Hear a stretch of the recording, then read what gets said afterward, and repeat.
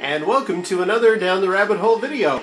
This is not a mispronunciation. I am actually playing Rage Racer! See, it's in the title there. It's not Ridge Racer, this is Rage Racer.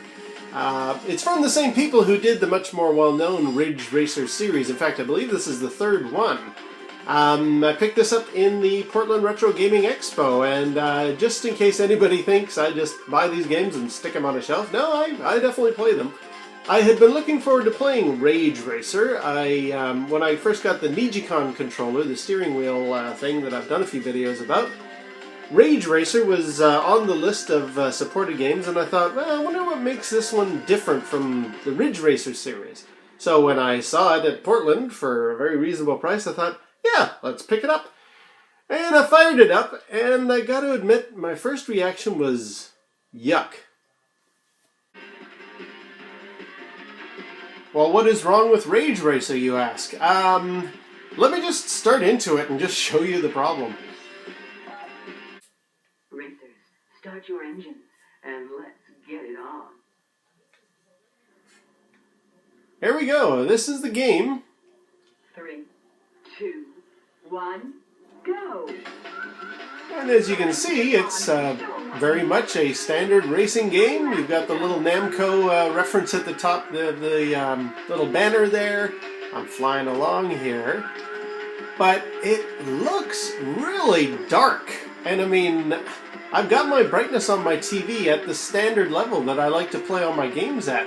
The cement on these roads is a very dark color. The canyons are very, very dark, as you can see.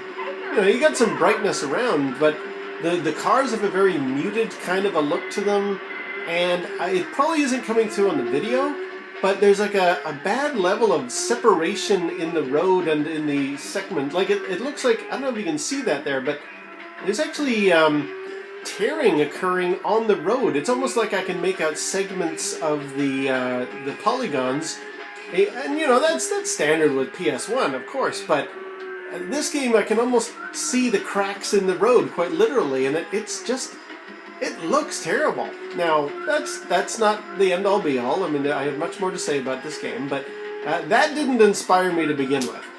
Secondly, I found that I do like to use the Nijicon, obviously, in the second kind of control scheme where instead of the main default button being the gas and the other default button being the brakes, I like to reverse those because I find it's easier ergonomically from my thumb. Ooh, dear. A little bit of a spin out there.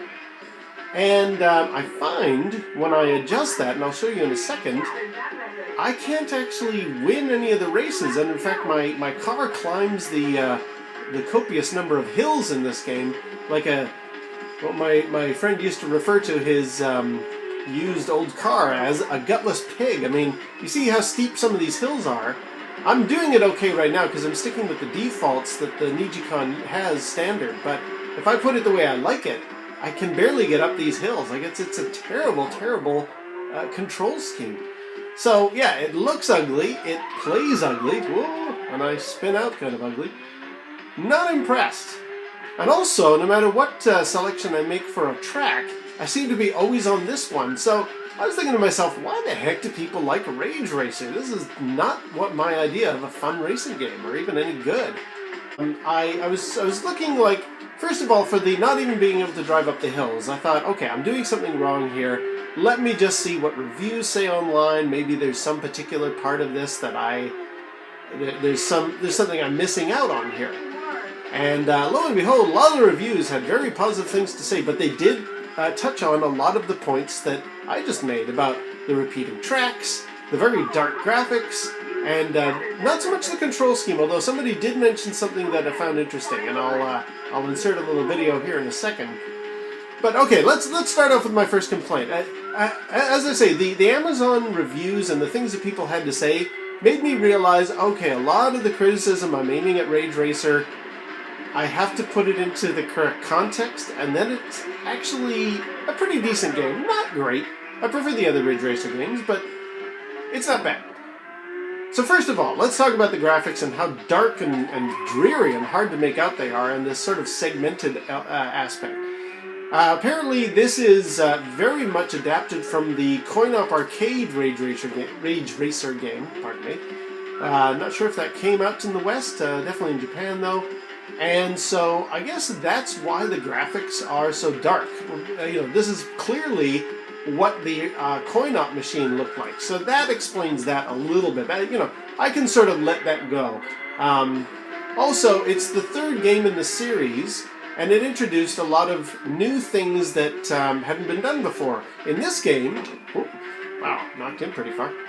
In this game, you're actually, you can earn money for winning races, and you can upgrade your car, and clearly the first car you get isn't the most stellar. Having said that, I did finish first. Yeah, so, it's got its positives in that front. Like, if you consider it's the third game in the series, they came up with this new dynamic of you can upgrade your car. Another thing mentioned in those Amazon reviews that actually puts things a little into context, somebody said that it's a really good racing game even though it has digital controls. Meaning you have to hit left and right on the D-pad on the standard PlayStation controller to drive. That would make this very, very difficult. But I am playing with the Nijicon, and it is working. And in fact, in a second I'll show you the back of the case here. In fact, let's do that right now. Now when I look on the back of the Rage Racer CD case, in addition to some wonderful praise about what a wonderful game it is, it actually also mentions one player, one block of memory, and one optional controller, the SLEH003. So I think actually the folks on Amazon might be right. It might not use analog controls. Luckily, I happen to have the optional SLEH003 controller. It's actually another name for the Nijicon. Now, I've talked about the Nijicon in previous videos, love this thing, and what's kind of nice about this is as soon as I go down to the options menu, I can actually immediately have this controller recognized. So if I go down to the key configuration, you'll see we have the Nijicon show up in the screen. In fact, I'll just move this away so the brightness adjusts. There it is, the Nijicon. What I usually do with my Nijicon, anytime I have a game that uses it, I like to reverse these so that this is the brakes and this is the accelerator. As you can see, standard is for the brake to be up there and the accelerator to be down there. Does make sense, but I do prefer it's more ergonomically intuitive for me to rock my thumb that way. So if I change the control scheme so that we've got it the other way around, let's go to, this is control number A. If I go to B, now I've got the accelerator being up there and the brake being down there, the way I like it. I will now play this way and show you what the problem is. Okay, so we'll just stick with the same regular race here.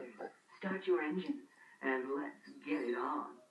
Yeah, you're going to be tired of hearing her say that. Here we go. Remember, now I've got this as my accelerator. 1, go! And away we go! The race is on. This is a much better control scheme for me. I much prefer this way to do things. But as you're about to see, a little bit of a problem with this. There's a lot of hills in this game, and I'm going to get to why in a minute, but as you can see, I'm flooring it here, and I'm barely able to climb the hill. Look at this. I've got pedal to the metal, as it were, and I'm just crawling up this hill really slowly. There we go. All right, let's do the jump at the end here. So yeah, like this is not my preferred scheme here. I don't like the fact that with the way I like my buttons mapped, I can't even get up those hills. And this also did not make for a very nice first impression when I fired up the game. I like to have my controls the way I like them. And when I did my video about the Nijicon in general, I talked about a game called Rush Hour, and that did have a very similar problem where with my control scheme the way I like it, using this button for the accelerator, I couldn't get to win any races until I actually went into the options, and woo, a little bit of a lot of drifting there. Yeah, I wasn't able to win any races because I discovered I had to actually remap how far in the button has to be to register as a maximum. And I thought to myself, well, no problem, I'll just do that here in Rage Racer's options. And I tried everything I could. I cannot get the thing to go, like, there are no options for how deep the buttons can be pressed. And here we go, look at this. I'm crawling up the hill. I'm crawling up the hill. I'm barely getting past that guy. Come on, you gutless pig. There we go. Yeah, just not a lot of fun. I'm not able to get the acceleration out of the Nijicon the way I like it. And I think the reason is this was a very early game. And again, context, right?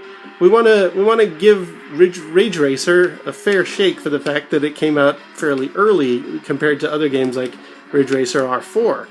And I think Rush Hour as well is probably a game after this.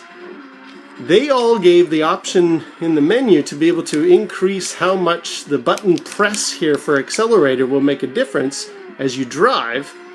But Rage Racer doesn't have that. All I can do is select which button does what, but I can't increase the acceleration factor as I push this button. So again, I wasn't very happy about that. However, I think because this was an early game and because that the Nijicon wasn't even called that back then, it was that SLEH003. This is early in the life cycle for this controller, early in the life cycle of the Ridge Racer series. So I guess I'm just going to have to put up with the fact that I have to stick with the standard control scheme. Let's just switch to that right now. Yeah, unfortunately, I'm going to have to go back to the options and return it to the A control scheme for the Nijicon because that's the only way I can get the proper amount of acceleration. You did see, so we're in B, let's switch back to A. And then out of here.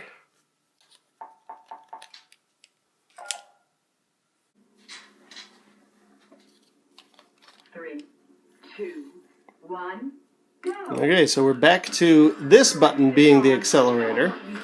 And now the good news is I will be a lot more successful with my racing. Unfortunately, I just don't like this control scheme. And, you know, that's a point against it. I'm not a fan of the fact that I have to kind of stick with the default control scheme for the Nijicon if I want to use this. At least in this game. So not terribly happy about that. At least I can get up these hills now.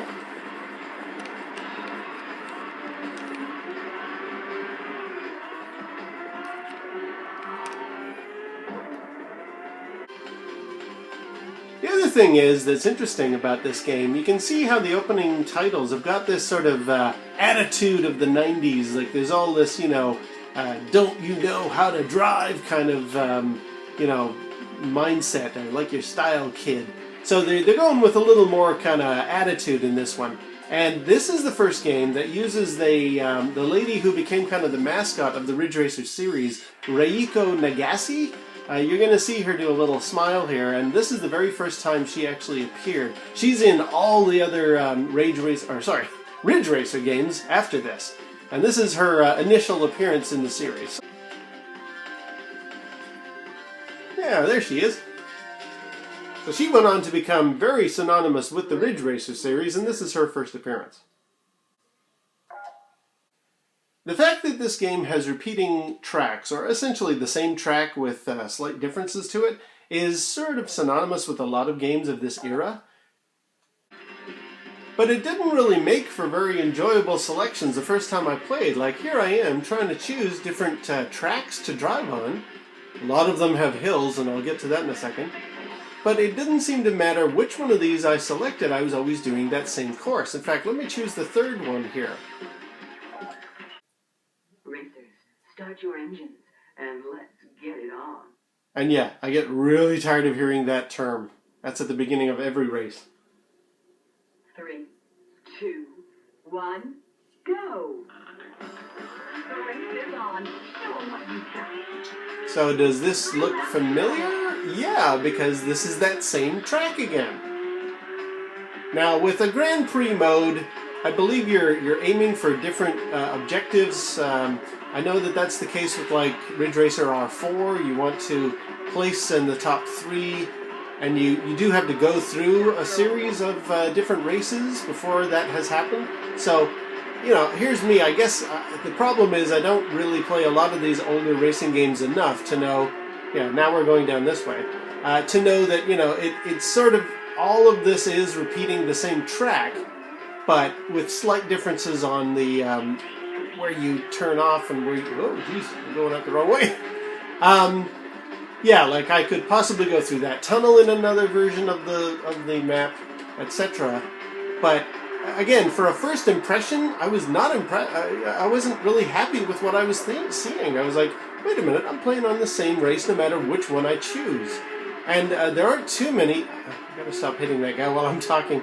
There aren't too many to choose from, like especially compared to Ridge Racer R4, which has got a lot more different tracks to play on, at least initially. I didn't really like that. It was another point against this game, shall I say.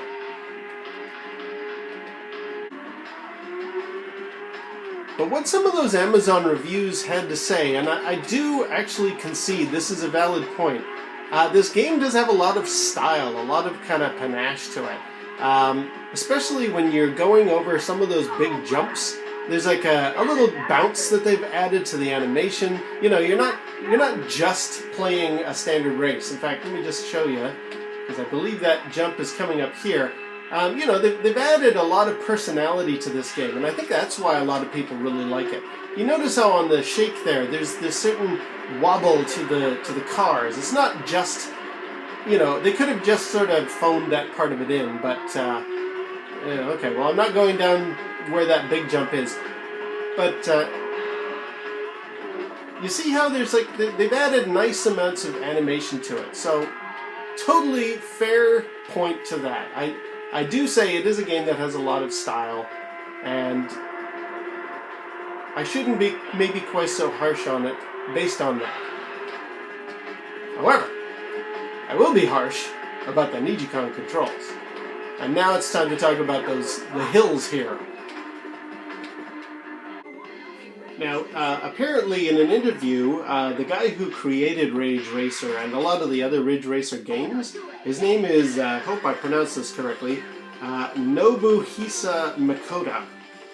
He said that the game was, and this is the translated quote, somewhat off-series and aimed to pursue enjoyment in shift controlling. That's probably why the Nijicon is not quite so good with that other control scheme that I tried to map it to. And I must admit, I typically play racing games in the automatic transmission because I know it's better to play with manual transmission, but I generally find that I just want to get in and do some racing and not worry about shifting gears. It's probably a bit amateurish of me. If a game really grabs me, yes, then I will totally spend the time, learn the gear shifts and all that kind of stuff. But maybe my first reaction to this game was kind of negative because here was me expecting to drive around and enjoy myself when really, according to the designer, he wanted to aim to pursue the enjoyment in shift controlling. I guess that's the case. Eurogamer actually had a good comment about that as well. They said the Ridge Racer experience is defined by its insane, brilliant drifting model. So maybe with a full-on proper steering wheel, I mean the Nijicon is great as a controller for racing games, but if you're into like a drifting style of game, you want to do something a little more initial D kind of a thing, I don't know that the Nijicon is really the best for that. So maybe that's a contributing factor to the control scheme not being ideal, and probably why I didn't really enjoy this game at first swing of the bat. However, again, what I find interesting is on the back of the cover it says, or on the CD it should say, quite possibly the greatest racing game on the planet, according to Game Fan back in February 1997. Yeah, I'm not going to agree with that. I think there are way better racing games that came out before this one, And certainly Ridge Racer R4 and a variety of other racing games that came out after this, much, much better. Now, it's been a long time since I've given anything a star rating, but I'm going to do that in this case because I don't often review games that I don't enjoy, so I tend to give a lot of positive reviews, but in this case, I'm only giving this one a 2 out of 5. I mean, it's okay. Again, in context, it's actually a very good racing game, but if your initial impression is like mine, just jumping in and playing, it's not stellar. And certainly if you're coming to it as a retro gamer, where you have a wide variety of other racing games that came out afterward that you could play, I would recommend you steer clear of this one. No pun intended. Ridge Racer R4 is a million times better than this. So there we go. That's my review and my experience with Ridge Racer. And I guess until next time, we'll see you down the rabbit hole.